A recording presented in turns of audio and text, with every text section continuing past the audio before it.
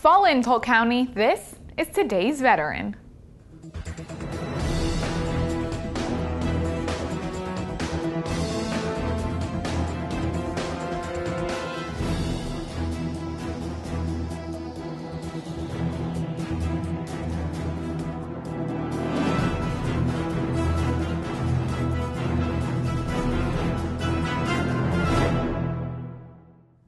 Hello and welcome. I'm Kate West, and on behalf of everyone here at the Polk County Office of Veteran Services, thank you for joining us. On today's show, we will hear about an exciting new partnership between the Department of Veterans Affairs and the Polk County Adult Day Healthcare Program. Also, Kim Pedley from Polk County Fire Rescue joins us in our War Story segment to recount some memories from the time that she spent in the U.S. Navy. First, though, let's check our calendar. Stay tuned, your sit rep is to follow.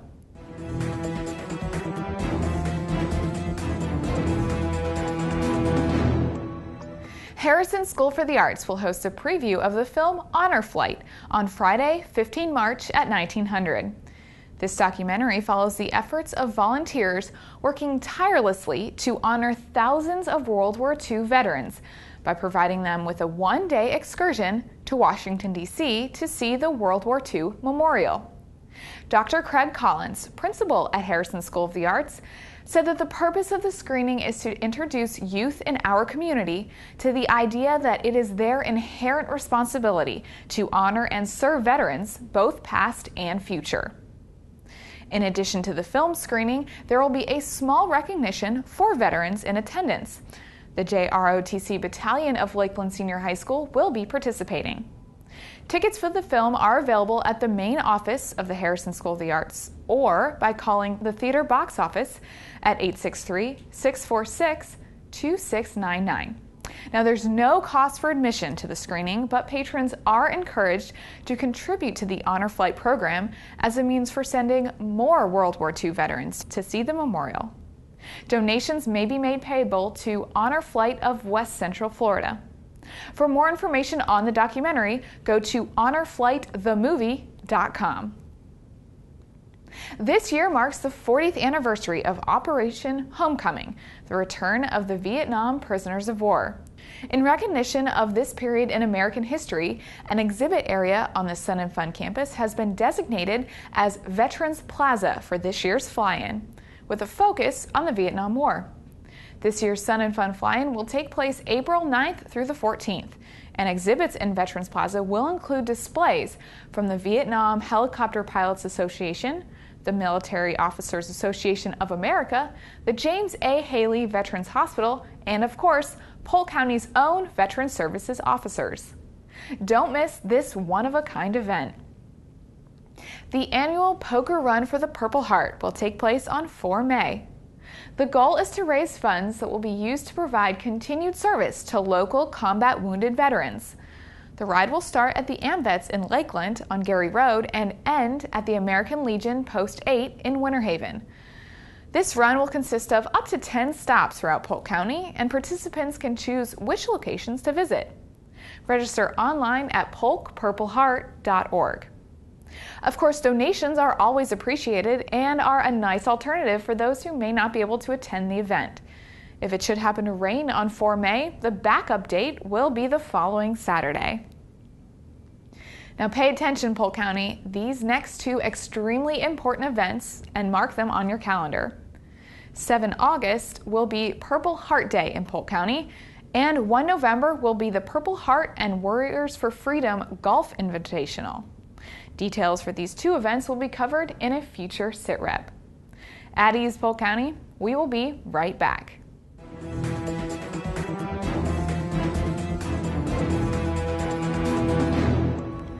Sometimes accessing services for our veterans with special needs, it can be a challenge. A program within Polk County government that can help you out if you have a veteran that has special needs is the Adult Day Healthcare Centers. And joining us is the program manager, Donna Kay. Donna, how are you doing today? Fine. Thank you for having me on, Brian. Well, for our folks just tuning in that might not know exactly what the Adult Day Healthcare Centers are, what are they? Well, the adult day health care centers are a continuum of care in essentially the long-term care process. As we know it, we maybe start aging at home, we develop some medical issues, and we may just need at that point to access our physician services. And then as we progress maybe in that disease process, we may need more care than what we can get in our medical home with our primary care doctor. So we have to then go out and look for services that may be an assisted living facility, adult day health care facilities, nursing homes, that type of thing. So it's a continuum in the health care arena for care. And the cool thing about it, depending upon whether you're retired or whether you have a family member that needs the care about it, it's there during the day, so the family member can come back home in the evening and you can carry on as a caregiver. Correct. So correct. It allows the person to remain within the community, not having to go into institutionalized care.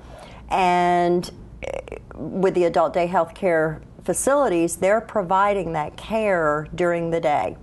Anything that physician has ordered that's within the scope of our practice, we can then perform those services within our facilities. And when people think adult day health care, they may think it's elderly care, but it isn't, is it? No, it's not. We are licensed and accredited by the Agency for Healthcare Administration, which is the licensing board that oversees hospitals, nursing homes, and gives them their license to operate. We fall under that same category. And so we are licensed for participants that are 18 years old and older with some form of functional impairment or special need. And you can take care of them, correct? Correct. Mm-hmm. The thing about it, with over 2,050 square miles within Polk County, people might think, well, this may be a little bit difficult for me to, I don't want to drive to Bartow, but the cool thing about it is you guys have 4 of them. Tell me about them, and you've got a brand new one in Lake Wales. It's we do. Absolutely incredible. We do, yes. We have, of course, our Bartow facility that you mentioned. It was constructed in 1985 and became operational. Within 4 months, we opened up our Haines City facility. And then in 1987, we opened our 3rd facility, which is in Lakeland. And in 2010, we opened our 4th facility in the Lake Wales area. So we felt that the different places they were placed were basically strategically planned for the areas of Polk County. And the best thing about it is if people were wanting to come by and take a look at it, it's open to the public to come by and check out to see. It is. No appointments necessary. That's what I was getting at. We love it that way. Okay, I'm a firm believer that when you have a business or some type of an operation that you have and you're offering services, that your services need to show what you are the whole time you're open. So we encourage people. We don't give appointments for anyone to come in. We just say we would like you to come in. We are open from 7 in the morning until 5 in the afternoon. You come in at any time because you will see what we're doing at any given time. Now, the veterans families may be sitting home and watching this going, adult day health care, what does this have to do? Okay, you told us about this program that the county has, but what does it have to do with veterans? And we're getting ready to tie it up into a neat little bow, so watch this. Okay. Talk to me a little bit about the program that we've got going on now. Well, last year, I was fortunate enough to enter into a contract with the James A. Haley Hospital, the Veterans Administration. And it was a long process, but it was well worth it. While there are services for veterans in Polk County through Polk County Veteran Services, the Lakeland Veteran Clinic that opened up not that long ago, there's never really been like services for long-term care or extended care for veterans. Most times they've had to access things going through the James A. Haley Hospital or some VA facility. And so we entered into this agreement with the Veterans Administration, and they now provide funding for veterans ages 18 years old and up to come into our facility. Of course, you have to have a functional impairment. You know, a lot of it are, of course, you know, war wounds that they have suffered. Although we have not accepted anybody yet that is in the age 20 group, they have prepared us. They've given us special training on post-traumatic stress disorder so that we're prepared to start serving our young veterans that are coming back from Iraq and Afghanistan. And we've had to really step up our program to be able to deliver services to that younger crowd, you know, for lack of a better word, that younger group of people that we're going to be serving, and it's really kind of neat. You know, we're getting ready to look at putting Wi-Fi in because they'll be coming to us. A lot of them will be trained on being able to communicate just with a computer. And so we have to be ready for that challenge. We've had to go out and purchase different types of music. Oh yeah. Now, okay, and then we're going to be blending these age groups. Although we already blend the young, middle age, and the elderly together, and it's worked very well. We've never blended the, of course, the veterans that are coming back with post-traumatic stress disorder. So you're dealing with a different dynamic here. Yes. And so I've had to kind of prep our seniors and some of our middle-aged people saying, you know, you all are just going to have to get used to hearing some hip-hop and bebop, you know, and they laugh at me. I try to make it fun for them. And we've actually started doing exercises to some of these songs so that they kind of get in the rhythm and groove of hearing this. Yeah. Well, so. say I have a family member, maybe they're already enrolled within some of the features that James A. Haley has, or maybe they're not. How would we become part of this program? Well, the social work department with the James A. Haley Hospital, they are screening veterans for our services as they come in, or they're already providing care for them, or they've been in the hospital many times. The family's wanting respite care, so they have to put them in their nursing home. So we get contacted because they've approved them for the funding. And so they're asking us, you know, can you provide care to this person, and when can you start? And so we just take them as they call us. And so far, it's really been a wonderful thing. We get a lot of satisfaction out of being able to serve our veterans.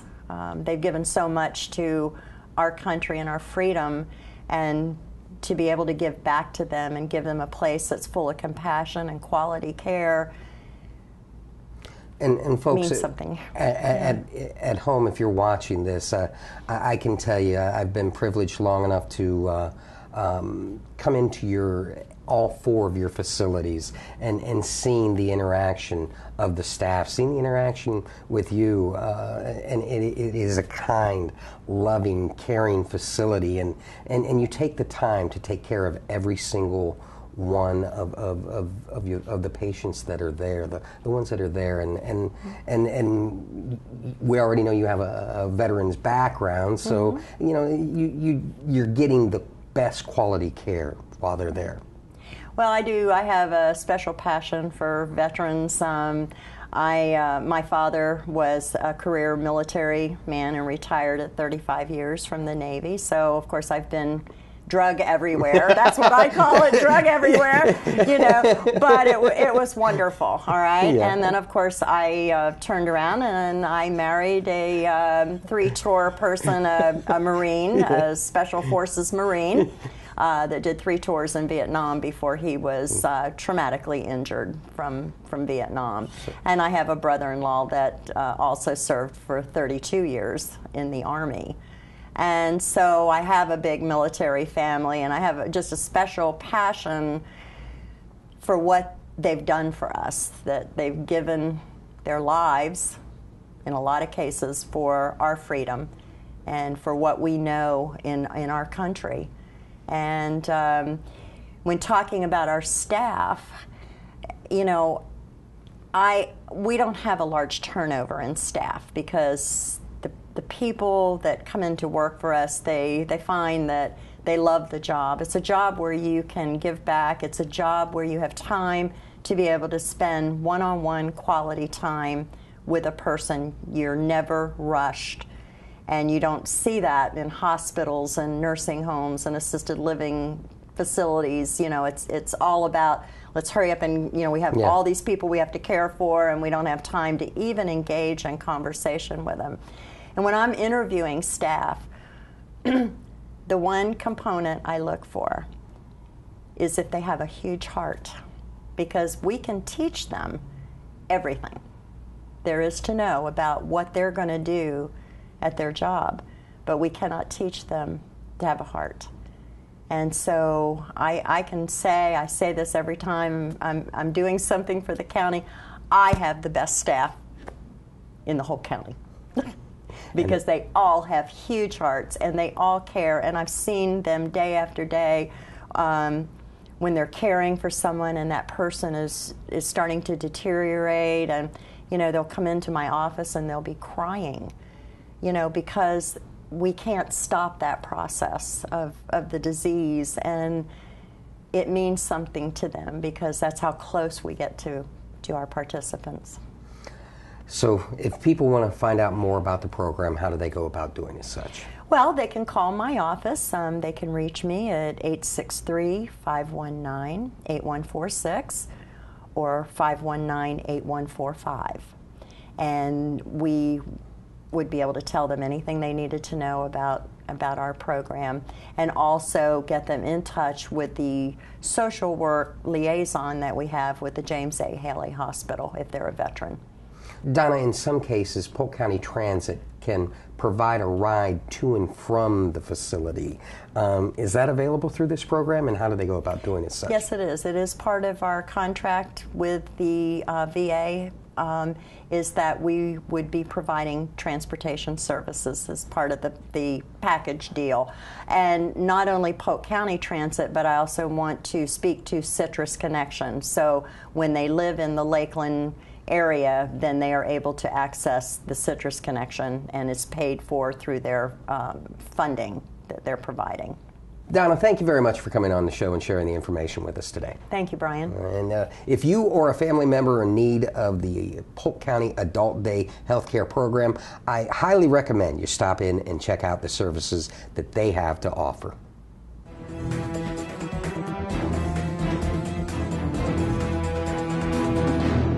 I'm Kim Pedley. I served in the Navy, United States Navy, from 1982 until 1991. I spent my boot camp in Orlando, which is where all the women went back in 1982. I think they go other places now. And my first duty station was in Sigonella, Sicily, as a U.S. military postal clerk. And I served the 6th Fleet for 3 years total. After that, handled their mail for that. And after that, I went to Scotland and did approximately 18 months there, working in a little post office on a little base in Scotland. And then after that, I went to NAS Jacksonville, and then Norfolk, Virginia was my last duty station, where I served aboard the USS Hunley, which is a subtender. And we went out we didn't go far out to sea, but we went out a few times, and we handled the mail for the ship that I was on and also for the subs around us. So it was pretty interesting. I mean, I got to see a lot of places. I got to see Sicily, which is beautiful. I got to see London. I actually went to London for a few weeks on a TDY type thing, or a temporary type duty assignment. And it was just an eye-opener for me. When I was very naive. I was very young. I was 20. I was still living at home. So it was actually my first real job, other than part-time jobs. And it just opened my eyes to the world. And a lot of it was really hard work. but a lot of it, I mean, I don't regret it. I tell people that's the best thing I ever did, and it grew me up. I was stationed over there. I was in Sigonella. It was my first duty station at the Fleet Mail Center, so we handled the mail for the 6th Fleet. And I was there when the Beirut bombing occurred, and they killed the 200 Marines in the Marine barracks in Lebanon. And we went from having one aircraft carrier group on us for mail purposes to 5, and that's huge. And there was only 13 of us to run the mail. And it was crazy. It was working, physical, hard work, because we didn't just handle mail for the base, we handled mail for all the ships that were in the Mediterranean. So we were working 90-hour weeks. And it was a sad time too because of what happened. And it was my first, it was almost surreal. It was my first real experience in the world. You know, that the world is not always a nice place. And so that definitely sticks in my mind.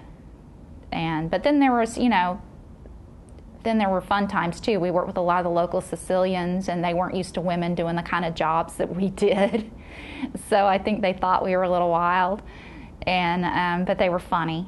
They would come over and get the mail and take it out to the airplanes and things. And so yeah, that's my most. I think Sicily was made the biggest impression on me because it was my first duty station and because I was so young and didn't have a lot of worldly experience. Basically, went right from mama's arms to the Navy, and so I really enjoyed it. I mean, like I said, I don't regret it a bit, and I would do it all over again, even though some of it was really, really hard. I can't compare it to what the military people do now because we weren't at war, and so I had untold respect. I mean, for them. I can't even imagine. Back then, women weren't even allowed. When I was in, women weren't even allowed on aircraft carriers. We were only allowed on certain ships and overseas duty stations. So a lot has changed since then. And I served mostly during peacetime, but the USSR was still, or as they called it, Soviet Union back then, was still a big threat. So that's mostly, I think, a lot of it is what we were the military was focused on, but also things were, every so often things, heat up in the Middle East, so we focused on that too. But my job was more of a support job. I wasn't involved, you hear things and you're around it every day. But I was involved in making sure that the sailors got their mail. And, it was important. We got, they liked us because we brought them their mail. But some of it was hard, dirty work. It's not like working in a little post office. You're in a big mail center. But throwing bags and boxes and heavy things. But I also got to see a lot of the world, and a lot of it is just really, really, and it's beautiful, but it's very different from here. Very different. So there was the culture shock thing going on. And like I said, Scotland was just gorgeous, just as green as you see in the pictures. People, very, very nice people. And they spoke English. And then, of course, when I was in Sicily, very nice people too, but there was that language barrier. So I learned a few words of Italian, or Sicilian. It's a little bit different than straight up Italian. And we would go out, we called it going out on the economy, but we would go out in town quite a bit and go out to restaurants. And so, it wasn't all work and no play. And so it was just a really, really great experience. And I recommend it to people. Now it's harder because the world is just so different now, but I do recommend it to young people. Go in the Army, go in the Navy, go in the, if you don't know what else, if it gets you out in the world, and I think it grows you up. And I think it teaches you about life and how to handle yourself. Because I was very shy before I went in. Well, they don't allow shy. So that didn't last long.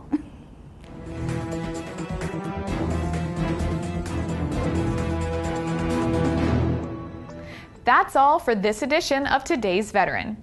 Tune in next time for more news and information affecting the veteran community in Polk County.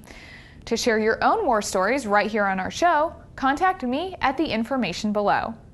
Remember, for help and information regarding claims, benefits, and services available to veterans and their families, call 863-534-5220 to speak to a Veteran Services officer or log on to the Polk County website.